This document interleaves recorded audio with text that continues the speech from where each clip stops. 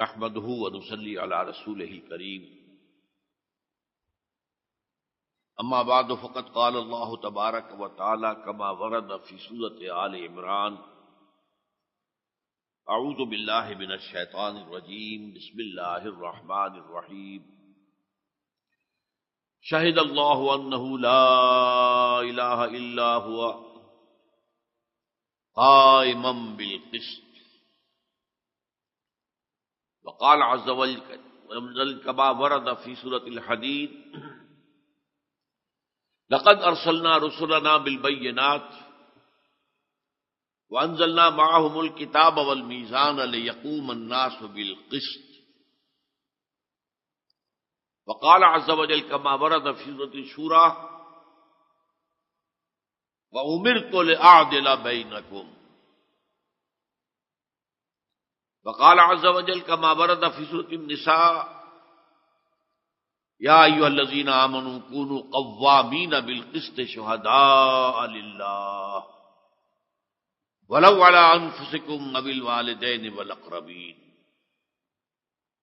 وقال جل وعلا كما ورد في سورة المائدة يا أيها الذين آمنوا كونوا قوامين لله شهداء بالقسط ولا يجرمنكم شنآن قوم على ألا تعدلوا اعدلوا هو أقرب للتقوى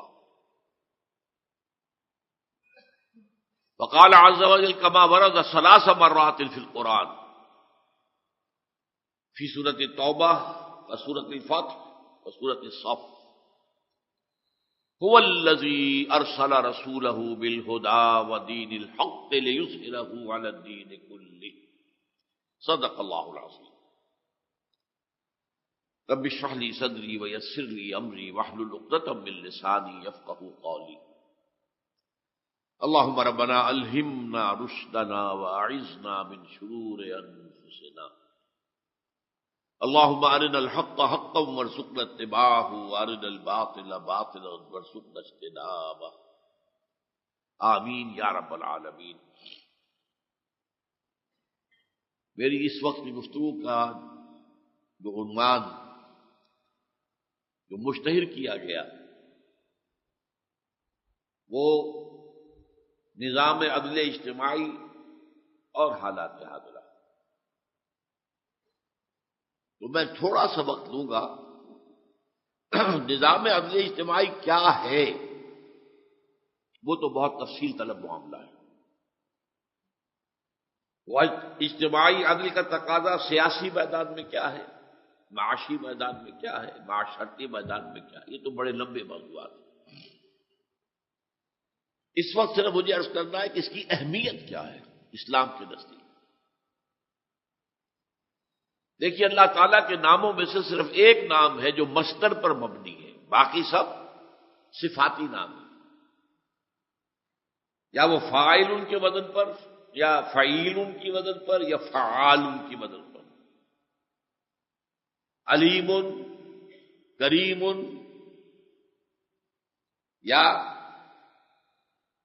قہار، جبار، یہی اللہ کے نام ہے۔ ایک نام وہ ہے جو مصدر پر العدل۔ اب اس کا لفظی ترجمہ میں کیا کروں؟ اللہ کے لیے وہ الفاظ مناسب نہیں ہے۔ سراپا عدل، مجسم عدل، العدل، یہ ایک استثنائی نام ہے اللہ کا۔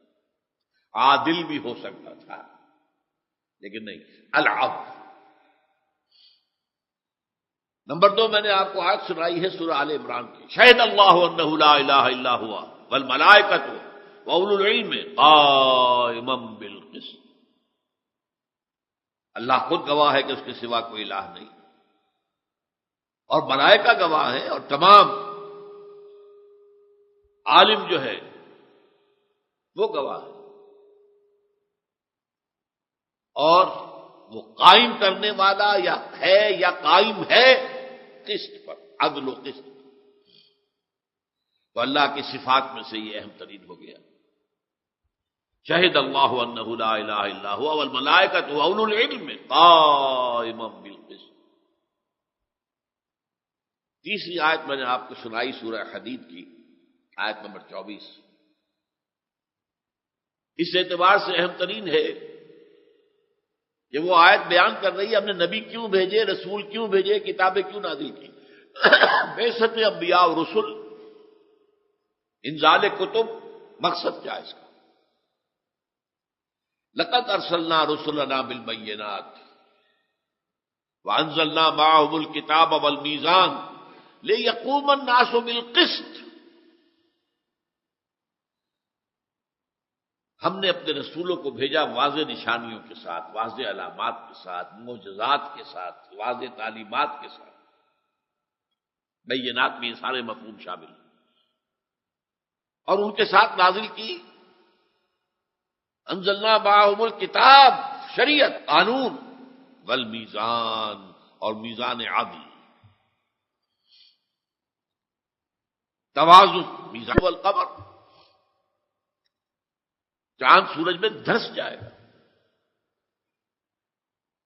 لہذا یہ سارا معاملہ جو ہے ہم نے اس لیے نبی بھیجے، رسول بھیجے، کتابیں بھیجی، معجزات دیے، شریعت دی، میزان عدل دی، تاکہ لوگ عدل پر قائم ہو. لیقوم الناس بالعدل. اب آپ اندازہ کیجئے، اللہ کا نام نامی العدل، اللہ قائم بالقسط، اللہ نے رسول بھیجے تاکہ لوگ عدل پر قائم ہوں. سورہ شورا کی ایک آیت میں حضور کی زبان سے کہلوایا گیا ہے، قل، اے نبی کہہ دیجئے میرا ایمان ہے اس کتاب پر جو اللہ نے نازل کی ہے. وَأُمِرْتُ لِأَعْدِلَ بَيْنَكُمْ، مجھے حکم ہوا ہے تمہارے مابین عدل قائم کرو. تو مجھے نرا وائز نہ سمجھنا، میں نرا وائز نہیں ہوں. وائز آتا ہے، واز کہتا ہے، لوگوں کی طرف سے ڈونگرے برستے ہیں، کچھ نذرانے پیش ہو جاتے ہیں، پھر وہ اگلی جگہ جاتا ہے. وہ اس کا دھندا ہے، اس کا کاروبار ہے، اس کا پروفیشن ہے. مجھے اس پر قیاس نہ کر دینا. عمر تم لعادل بین، میں تو عدل قائم کرنے آیا ہوں. اور یہ بھی جان لیجئے کہ وہ عادلانہ نظام اجتماعی صرف اللہ ہی دے سکتا تھا، اور وہ اللہ نے اپنے رسول پر مکمل کر دیا.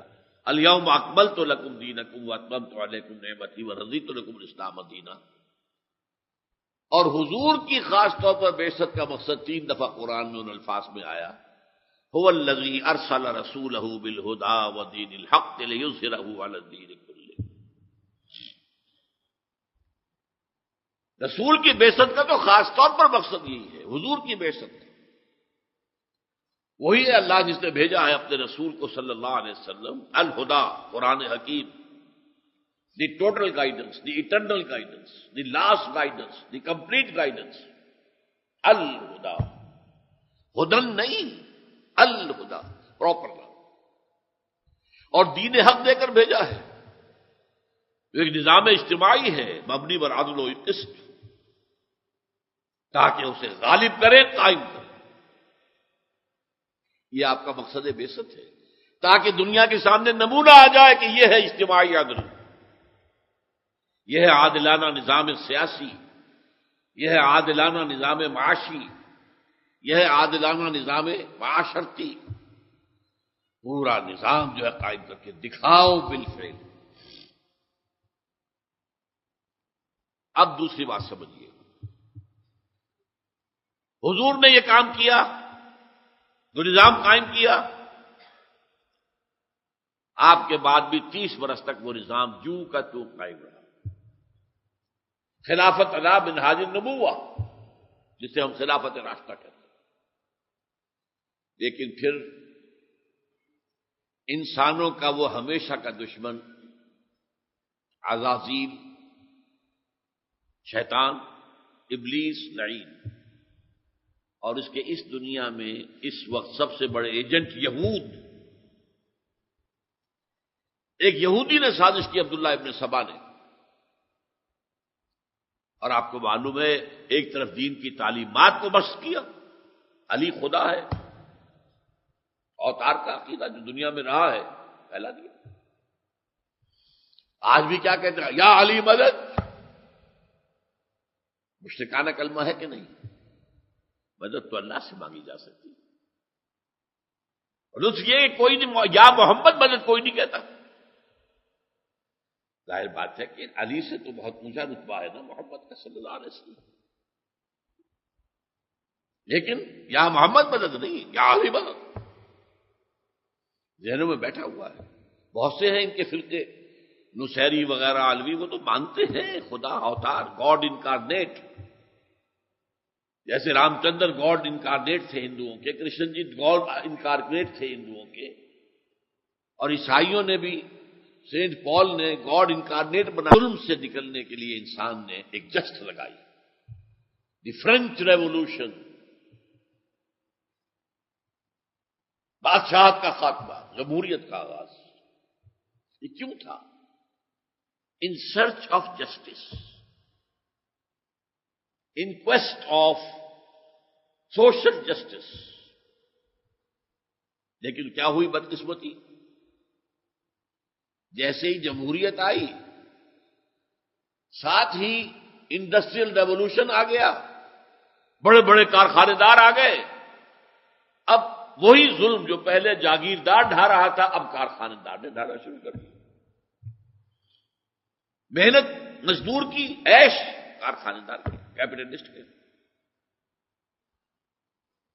آج صبح بھی میں نے یہ شعر ایک تقریر میں سنائے ہیں اقبال کے. خواجہ از خون رگے مزدور سازد لال ناب. سرمایہ دار جو ہے وہ مزدور کے خون کے اندر جو رگوں میں خون دوڑتا ہے سرخ، اس سے وہ سرخ پری بناتا ہے شراب جو شام کو پیتا ہے. خواجہ از خون رگے مزدور سازد لال ناب. از جفائے دہ خدایا گفت دہقانہ خراب. اور دہ خدا جاگیردار، لینڈ لارڈ، ان کے ظلم و ستم کی بنا پر کسان کا کھیت ویران ہے. اس کے بچے کے لیے روٹی نہیں ہے، دوا نہیں ہے، تعلیم نہیں ہے. اس کی کمائی پر عیش کرنے والے کے بچے انگلینڈ میں پڑھ رہے ہیں، امریکہ میں پڑھ رہے ہیں. انقلاب انقلاب ہے انقلاب. تو نوع انسانی ایک اجتماعی عدل و انصاف کی تلاش کے اندر سفر کر رہی ہے، لیکن ادھر سے ادھر دھکے کھا رہی ہے، کیونکہ وہ ڈیوائن جو گائیڈنس ہے اس سے اس نے آنکھ بند کر لی. اپنے ذہن سے بناتے ہیں نظام، وہ ایک وقت میں ایک انتہا پر ہوتا ہے، دوسرے وقت میں دوسری انتہا پر چلا جاتا ہے. افراط اور تفریط، ایکسٹریمز. تو شہنشاہیت اور جاگیرداری سے نکلے تو کارخانے دار اور سرمایہ دار کے چنگل پہ پھنس گئے. وہاں سے ایک اور زکد لگائی، بڑا زبردست انقلاب پچھلی صدی میں آیا، بولشوک ریولوشن آف رشیا. یہ اوپر کرسٹ آف دی ارتھ ہے. جیسے راکھ آ جاتی ہے انگارے پر، اندر کیا ہے؟ وہ تو جب لاوا نکلتا ہے کسی آتش فشاں پہاڑ سے تو پتہ چلتا ہے اندر کیا قیامت ہے اس کے. اس امت کے اندر اس نے کہا، یا اقبال نے کہا، ابھی تو شاعر کا اور وہ ہے کہ ابلیس کہہ رہا ہے، یہ ایک آرزو ہے. آرزو کیا ہے؟ دوبارہ وہ نظام خلافت راشدہ قائم کیا جائے. یہ آرزو ہے، دبی ہوئی ہے، چھپی ہوئی ہے، واضح طور پر کہہ بھی نہیں پا رہے کیا چاہتے ہیں، واضح طور پر واضح بھی نہیں کر پا رہے کہ وہ نکات کیا ہوں گے، کس نظام کیسا ہوگا آج کی دنیا میں. اور سب سے بڑھ کر یہ کہ میتھڈالوجی اور طریقہ کار میں ٹھوکریں کھا رہے ہیں، بھٹک رہے ہیں. جذبہ ہے اور جذبہ بڑھتا جا رہا ہے. اب جذبے نے وہ شکل بھی اختیار کی ہے، اٹھاؤ ہتھیار مارو ان کو. یہ پاکستانی فوج بھی اب امریکہ کے جو ہے مرسنریز ہیں، لڑو ان کو. حالانکہ اس سے بھی حاصل کچھ نہیں ہوگا. یہ طریقہ کار کا مسئلہ ہے. آج پوری عیسائیت ان کا اعلی کار بن چکی ہے. 1969 میں جو پوپ تھا پہلے، پوپ جان پال، اس نے یہودیوں کو بری کر دیا. مسیح کو قتل کرنے کی ذمہ دار یہ نہیں ہے.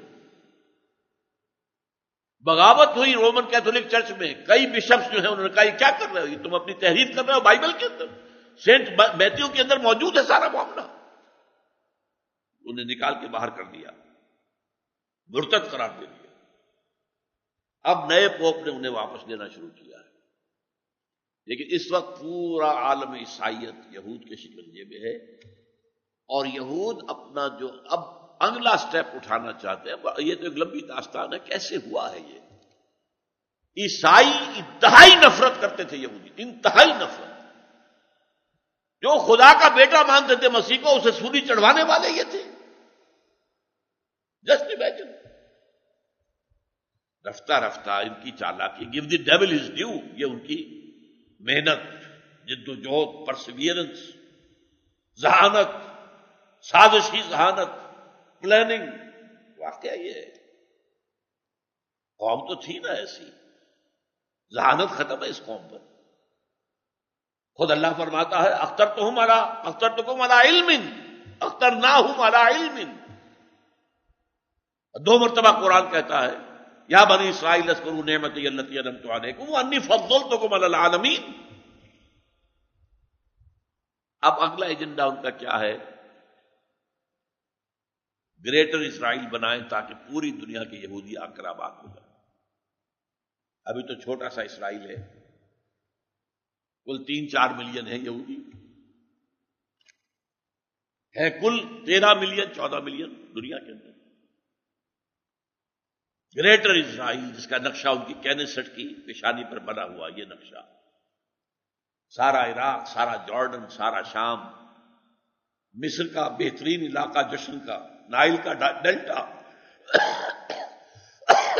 سعودی عرب کا شمالی حصہ جو خیبر وغیرہ اور مدینہ بھی اس میں شامل ہے، ترکی کا جنوبی حصہ، یہ پورا گریٹر اسرائیل بنے گا. یہ اب اس کا نمبر 2 تھرڈ ٹیمپل بنانا ہے. ان کا خانہ کعبہ گرا ہوا ہے، سن 70 عیسوی سے گرا ہوا ہے. اندازہ کیجئے، یہ 2009 ہے تو 1847 برس یوں سمجھیے تقریباً ان کا خانہ کعبہ گرا ہوا ہے. ایک ویلنگ وال ہے، جاتے ہیں اور وہاں پر ماتم کرتے ہیں، روتے ہیں. اب انہوں نے گرانا ہے مسجد اقصی کو، اور گرانا ہے قبۃ الصخرہ کو، اور تعمیر کرنا ہے اپنا تھرڈ ٹیمپل.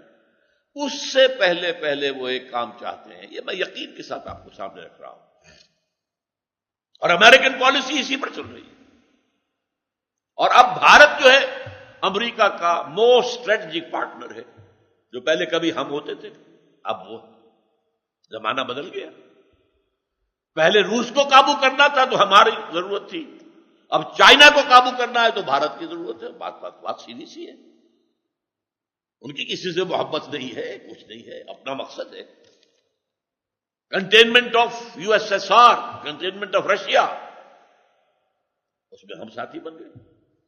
ٹھیک ہے، ہمیں دودھ کے ڈبے بھی ملے، اور گندم بھی ملی، اور اسلحہ بھی ملا، اور سیبر جیٹ بھی ملے، اور پیٹن ٹینکس بھی ملے. یہ تو ملا ہے، کوئی شک نہیں. اب جو ہے بھارت ہے.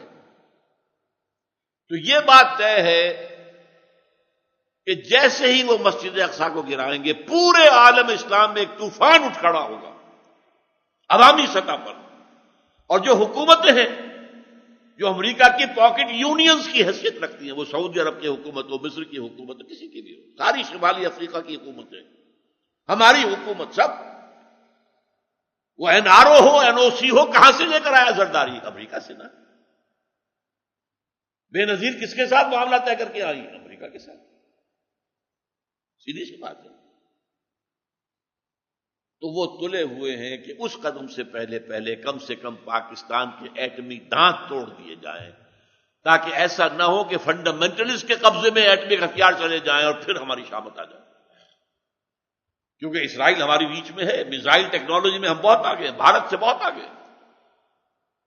ایٹم بم اس کے پاس زیادہ ہیں، لیکن اس کے پاس میزائل اتنے عمدہ نہیں ہیں جتنے ہمارے پاس ہیں، بہت آگے. لہذا یہ 3 فیکٹرز ہیں جن کی بنا پر میں مایوس ہوا کہ اب پاکستان کا بقا کا کوئی امکان نہیں ہے. It's going to end. یا تو یہ کہ بلکنائزیشن ہو جائے گی، ٹکڑے ہو جائیں گے، جو بہت سے تھنک ٹینکس کہتے آئے، جس کے ہمارے ہاں آثار بھی ہیں. سینٹریفیوگل فورسز بہت ہیں یہاں، سینٹریپیٹل تو نہیں ہے. آپ کو معلوم ہے الطاف صاحب بھی کہہ کر آئے دلی میں کہ ہندوستان کی تقسیم ایک بہت بڑی غلطی تھی. اور ٹی وی مذاکرے میں نے ایم کیو ایم کے ایک اہم آدمی سے خود اپنے کانوں سے سنا کہ ہاں انہوں نے کہا تھا، لیکن یہ ان کی ذاتی رائے ہے، یہ ایم کیو ایم کی پالیسی نہیں. ٹھیک ہے، لیکن ان کی جو حیثیت ہے، ان کا جو مقام ہے ایم کیو ایم میں، وہ کون نہیں جانتا. ادھر اے این پی والا بیٹھا ہوا ہے جس کے دادا نے پاکستان میں دفن ہونا تسلیم نہیں کیا. جلال آباد میں جا کے دفن ہوا عبدالغفار خان، اور جس کے باپ نے یہ کہا کہ یہ پاکستان تو انگریزوں نے بنایا، یہ کیا اسلام کی بات کرتے ہو. خان عبد الولی خان، فضل الرحمان ان کے والد مفتی محمود نے کہا اللہ کا شکر ہے کہ ہم پاکستان بنانے کے گناہ میں شامل نہیں تھے. پھر لوکل نیشنلزم ہے، سندھی نیشنلزم ہے، بلوچ نیشنلزم ہے. یہ سینٹریفیوگل فورسز ہے، توڑنے والی، پھوڑنے والی. جوڑنے والی تو ایک ہی شے اسلام، اور تو کوئی شے نہیں ہے. بہرحال یہ میری مایوسی کی انتہا. اڑتے اڑتے دور افق پر آس کا پنچھی ڈوب گیا. یہ 2004 کو میں نے 29 فروری کو تقریر کی تھی لاہور میں آڈیٹوریم میں، قرآن آڈیٹوریم. لیکن پھر 2 سال کے بعد اب ذرا یہ پر امید پہلو بھی سن لیجیے. 9 مارچ کو جسٹس افتخار محمد چودھری کھڑا ہو گیا. پاکستان کی تاریخ میں پہلی مرتبہ. پہلے سب نے جو بھی حکومت نے چاہا وہی فتویٰ دے دیا. نظریہ ضرورت، رول آف نیسیسٹی، سب یہ کھڑا ہو گیا. اور اس کو ہٹایا تو وکلا کی تحریک شروع ہو گئی. یا اللہ، میں تو مایوسی کی اس انتہا پر پہنچ چکا تھا کہ میں کہتا تھا کہ یہ قوم پاکستانی یہ مردہ ہو چکی ہے، اس میں حص نہیں ہے. اور میں کہتا تھا it's a dead horse and it's no use whipping the dead horse. گھوڑا مر چکا ہو تو چابک مارنے سے کیا فائدہ ہوگا، کیا دوڑے گا. لیکن نہیں، یہ تحریک پڑھے لکھے لوگوں کی تحریک ہے. یہ کوئی اسٹریٹ ارچنز نہیں تھے. ایک دن کو ہم لاہور میں کہتے گامے ماجھے نہیں تھے. یہ نہیں تھا کہ کسی مسلمان عالم دین کی جو ہے آتش فشانی والی تقریر نے انہوں نے جو ہے بھڑکا دیا ہو. کچھ بھی نہیں. مذہب کا تو نام ہی نہیں لیا انہوں نے. یہ اس تحریک کا نیگیٹو پہلو ہے. مذہب سے کوئی سروکار نہیں. عدلیہ عدلیہ، آزاد عدلیہ آزاد عدلیہ. لیکن جو محنتیں کی ہیں، جو مشقتیں جھیلی ہیں، جو قربانیاں دی ہیں، اس سے میں نے کہا نہیں، میری بات غلط تھی. یہ قوم مردہ نہیں ہے، زندگی کے آثار ہے. بلکہ مجھے سوچنا پڑا کہ شاید یہ ہماری ہی کوئی کوتاہی ہے کہ ہم نے اس قوم کا جو مڈل کلاس ہے، پڑھا لکھا طبقہ ہے، اس تک اپنے دین کے پیغام کو صحیح طور سے پہنچایا نہیں. شاید اس سے میری مایوسی میں کچھ کمی ہونی شروع ہوئی. لیکن اس کے باوجود بہت سے خطرات تھے. 18 فروری کے الیکشن میں مجھے شدید خطرہ تھا. ہو نہیں سکتا کہ مشرف جو ہے اس کی ریگنگ نہ کروائے، اور ریگنگ ہوگی تو تحریک تو پہلے سے موجود ہے وہ کلا کی. اب تو مطلب یہ ہوگا نئی تحریک نہیں چلانی ہے، بلکہ اس میں جلتی پر ذرا تیل ڈالنا ہے نا. فساد ہوگا، ہنگامہ ہوگا. اور دونوں طرف گدھ بٹھا رکھے تھے عالمی سیاست میں. انڈین آرم فورسز کو بھی کہہ دیا گیا تھا تیار رہنا، ہو سکتا ہے ہمیں پڑوسی ملک میں داخل ہونا پڑے امن قائم کرنے کے لیے. بدامنی ہو جائے گی پاکستان میں. اور نیٹو فورسز کو یہی حکم تھا. گدھ بیٹھے ہوئے تھے، گدھ منتظر یہ مرے اور ہم آئیں اور اس کے نوچ نوچ کے کھا جائیں. جب 18 فروری کا الیکشن امن سے گزر گیا، میں نے کہا اللہ تعالیٰ کی مشیت میں ابھی ہے. وہی ندوی لال لہو فتنۃ لکم ومتاع الی حین. ابھی کچھ مدت کے لیے اللہ مہلت دینا چاہتا ہے. ابھی اس کا خاتمہ نہیں ہے. یہ امید بڑی. اور پھر یہ جو تازہ معاملہ ہوا ہے، پھر وہی موقع آ گیا تھا. اگر واقعتاً یہ لانگ مارچ اسلام آباد پہنچ جاتا اور وہاں خونریزی ہوتی پھر وہی موقع ہو جاتا، ادھر سے نیٹو آ جاتا۔ یہ سارا جو فاٹا میں اور جو سوات کے اندر جتنی بدامنی ہوئی ہے اس میں امریکہ کا ہاتھ ہے، بھارت کا ہاتھ ہے، رو کا ہاتھ ہے، خاد کا ہاتھ ہے۔ وہ چاہتے بدامنی ہو یہاں پر تاکہ ہمیں جواز مل جائے، جیسے 1971 میں جواز مل گیا تھا صاحب، وہاں پر خونریزی ہو رہی ہے، آپس میں سول وار شروع ہو گئی ہے، مفتی باہنی جو ہے پاکستانی فوج سے لڑ رہی ہے اور وہاں پر قتل عام ہو رہا ہے، تو لہٰذا ہم جائیں گے وہاں پہ اور امن قائم کریں گے۔ اس لیے تو 1971 میں داخل ہوئی اندرا گاندھی، اور سبرامنیم ان کا ایک بہت بڑا جو ڈیفنس انالسٹ تھا، اس نے لکھا تھا، مجھے اب تک بھی یاد ہے وہ جملہ، یہ جملہ خوبصورت تھا، it's the chance of the century, یہ تو صدی کا موقع ہے، اس سے اگر فائدہ نہ اٹھایا تو بہت بڑی غلطی ہوگی۔ فائدہ اٹھایا، ملک کو دولت کر دیا۔ اسی طرح کا معاملہ آنے والا تھا، یہاں سے بھی اللہ نے جس طرح نکالا ہے، کوئی توقع کر سکتے تھے؟ کسی کو قطعاً امید نہیں تھی۔ نواز شریف کہتا ہے مجھے امید نہیں تھی کہ اتنے لوگ آ جائیں گے، خود کہتا ہے۔ کوئی ڈیوائن مشیت ہے، کوئی اللہ کی مشیت ہے، کوئی اس کا فیصلہ۔ پورے ملک کو جو ہے، پنجاب کو پورے کو کنٹینر پروونس بنا دیا گیا، چھوٹی سے چھوٹی سڑکیں بھی بند۔ میری اپنی اہلیہ، میری بڑی بیٹی گئی ہوئی تھی بورے والے، وہاں خواتین کا اجتماع تھا تنظیم اسلامی کا، شام کو واپس آنا تھا، صبح گئی تھی، واپس آنے لگے تو روڈ بلاک، رات عارف والے میں گزاری، اگلے دن وہاں سے چلے منٹگمری آئے تو روڈ بلاک، ایک رات منٹگمری میں ٹھہرنا پڑا۔ پورا پروونس سائڈ روڈز بند، موٹر وے جگہ جگہ پر بند، اتنی نفریلیں آئی گئی تھی، کیسے ہوا؟ اور زرداری جیسے آدمی نے کیسے اپنی مونچھیں نیچی کر لی؟ آخر اس کا بھی ایک کردار، ایک شخصیت اس کی ہے نا، جیسی بھی ہے، مونچھ نیچی کرنا آسان کام تو نہیں ہے۔ کبھی نہیں کروں گا، جسٹس جو ہے افتخار کبھی بحال نہیں ہو گیا، اور کھسیانی بلی کھمبا نوچ رہی ہے۔ میں تو انتظار کر رہا تھا جسٹس ڈوگر کی ریٹائرمنٹ کی۔ بہرحال اس پر میں نے اشتہار شائع کیا لاہور کے اخبارات میں، پاکستانی سیاست میں صبح امید کا طلوع، لیکن یہ جان لیجئے یہ امید جزوی ہے، صرف ایک پہلو سے، اور وہ کیا ہے کہ پاکستانی قوم جو سیاسی طور پر نابالغ تھی اب معلوم ہوتا ہے بالغ ہو گئی۔ اسلام سے کوئی سروکار نہیں ہے، قطعاً کوئی نہیں، کوئی تعلق ہی نہیں۔ وہ جو میں نے کہا تھا کہ ہم تو گڈ گورننس کے اہل بھی نہیں تھے، ہم نے ثابت ہی نہیں کیا گیا کہ ہم جو ہے اپنا ملک کو چلا سکتے ہیں، اب معلوم ہوا کہ نہیں، اب تقاضے جو ہیں جدید دور کے، میں اسلام کی بات نہیں کر رہا ہوں، اب جدید طور پر جمہوریت کے جو تقاضے ہیں، 2 پارٹی سسٹم ہو، یہ نہیں کہ 20 25 30 35 پارٹیاں ہیں، پھر یہ کہ پارٹیز کے اندر کارڈرز ہوں، معین لیڈرز، پارٹی ایفیلیشنز مضبوط ہوں۔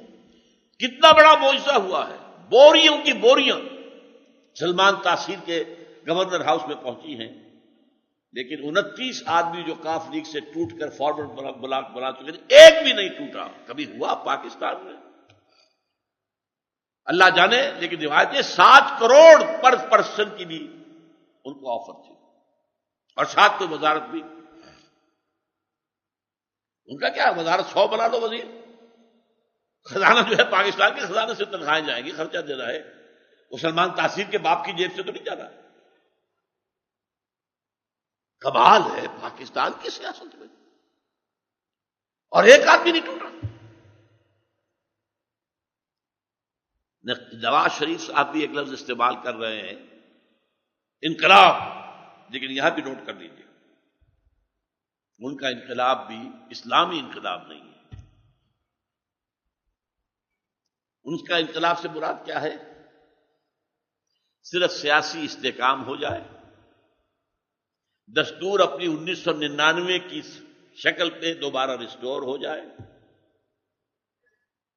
پارلیمنٹ کی بالادستی ہو، صدر کی نہ ہو، پارلیمانی نظام کا تقاضا، زیادہ اختیارات پارلیمنٹ کے گویا کہ وزیر اعظم کے ہاتھ میں ہوں، آزاد اور قابل اعتماد عدلیہ ہو، بس یہ انقلاب ہے۔ اور یہ جان لیجئے کہ اس پورے انقلاب کا کوئی تعلق اسلام سے نہیں، جبکہ میرے نزدیک پاکستان کا بقا وابستہ ہے اسلام سے، گویا کہ اگلا قدم ہمیں اٹھانا ہوگا۔ ابھی نجات دین و دل کی گھڑی نہیں آئی، ابھی وہ صبح نہیں آئی ہے، اس سے یقیناً مایوسی، اندھیارے جو ہے وہ چھٹ گئے، امید پیدا ہوئی، مشیت ایزدی کے بارے میں اعتماد پیدا ہوا ہے۔ وہ اپنی آخری سزا ابھی ہمیں نہیں دینے والا، ہاں وہ دے دے گا، جب چاہے گا دے دے گا، مستحق تو اب ہو چکے ہیں اس کے، ہم نے اس کے ساتھ وعدہ خلافی کی ہے، لیکن ابھی مہلت دے رہا ہے۔ اس کے ضمن میں ظاہر بات ہے کہ اسلام ایک عصبیت ہے ہمارے پاس۔ علامہ ابن خلدون وہ ایک لفظ استعمال کرتے ہیں، عصبیت۔ کسی قوم اور ملک کے استحکام کی بنیاد عصبیت ہوتی ہے، یا لسانی عصبیت ہے، ایک قوم بولنے والوں کی ایک عصبیت ہے جڑے ہوئے، یا نسلی عصبیت ہے، قبائلی عصبیت ہے، صوبائی عصبیت ہے، وطنی عصبیت ہے۔ پاکستان کے پاس ان میں سے کوئی بھی نہیں ہے، اس کو جمع کرنے والی صرف اسلامی عصبیت، اسلام کا جذبہ، یہ اگر ہے تو جڑے رہیں گے، ورنہ ہی پھٹ جائیں گے۔ دنیا کو ہمیں چاہتی ہے، پھاڑنا چاہتی ہے، ختم کرنا چاہتی ہے۔ ظاہر بات ہے کہ بھارت کے تو سینے کا ناسور ہے پاکستان، بھارت ماتا، اس کے ٹکڑے کرائے انہوں نے، وہ تو بھارت کو اپنے معبود سمجھتے، بندے ماترم، ہم تو تیرے بندے ہیں، اے ماں، اے دھرتی، دھرتی ماتا،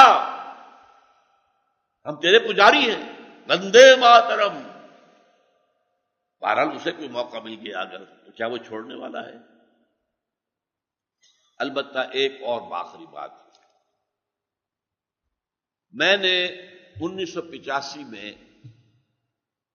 11 تقریریں کی تھی، جس زمانے میں استحکام پاکستان میں نے لکھی ہے کتاب، وہی اس دور کی بات ہے۔ مسجد دارالسلام باغ جناح میں 11 خطبے جمعے کے دیے تھے، جن میں 10 میں نے منہاج محمدی صلی اللہ علیہ وسلم، منہج انقلاب محمدی صلی اللہ علیہ وسلم کو سیرت سے ماخوذ کر کے اس کے 6 مراحل بیان کیے تھے۔ 6 مراحل۔ اگر وہ یہ مہینہ ابھی چل رہا ہے ربیع الاول کا، اگر کوئی آپ کے دل میں جذبہ ہے حضور کے ساتھ، حضور کی سیرت کے ساتھ، وہ کتاب ضرور پڑھیے۔ مجھے نہیں معلوم یہاں ہے یا نہیں ہے، منہج انقلاب نبوی، ذرا ضخیم کتاب ہے، یہ سیرت کی کتاب ہے، فلاسفی آف دی سیرہ۔ سیرت تو یہ فلاں سن میں یہ ہوا، پھر یہ ہوا، پھر یہ ہوا، اور یہ کہ یہ کیسے ہوا، کیوں ہوا، یہ کیوں ہوا، اور یہ کیوں ہوا، دیٹس فلاسفی۔ ہسٹری اور ہے، فلاسفی ہسٹری اور ہے۔ اس کتاب میں نے 10 جمعوں میں 6 جو ہے steps of revolutionary process infer کیے سیرت محمدی صلی اللہ علیہ وسلم۔ 11ویں میں نے یہ بات کہی کہ 5 سٹیپ تو جوں کے جوں لینے پڑیں گے، جوں کے توں لینے پڑیں گے، ان میں کوئی تبدیلی نہیں کرنی ہوگی۔ 6 میں ایک جو ہے اجتہاد کی ضرورت ہے۔ 6 سٹیپ میں آ کر حضور کے ہاں قتال، جنگ، 2 طرفہ جنگ۔ ان اللہ اشتری من المؤمنین انفسهم واموالهم بان لهم الجنہ یقاتلون فی سبیل اللہ فیقتلون ویقتلون وعدا علیہ حقا فی التوراۃ والانجیل والقرآن۔